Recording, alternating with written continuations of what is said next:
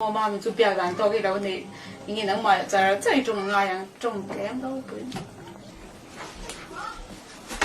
你不给手多不干，多可能啊，多个配嘞，lúc còn cái là ăn cơm hay là mắm, là nó. Ôi, cái cầu chân nó lúc trước nó chút đồ rồi, thì tôi nào cũng cho rồi. Anh đi bắt Ô này mày ơ.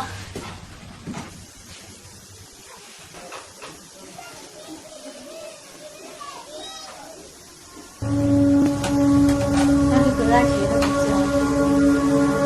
là đúng một của nó. Cái chân gốc. Thì xong thì mình nó chia đồ. Đầu lên của đầu chưa?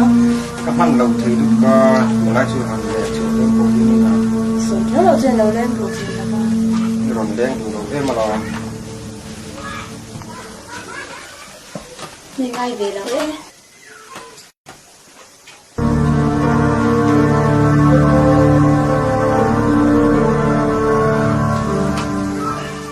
Chị nó tập tập cho xem.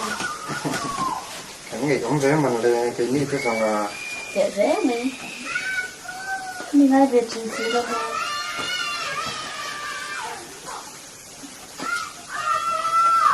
ini cái con lô hồ đó mà Nó không mà được là không thích làm cho nên nó ngoài. khá là bằng cái phần mọc luôn cho con sự cái bơi gan sự về Đấy, đó thế mình đang lót chân.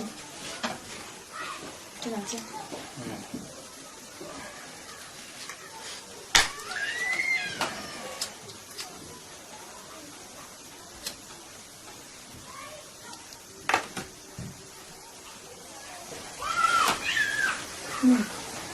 thế mà Là về đấy. Nhìn đang theo à? đã bị là cái ném nè Đã rồi hay vâng.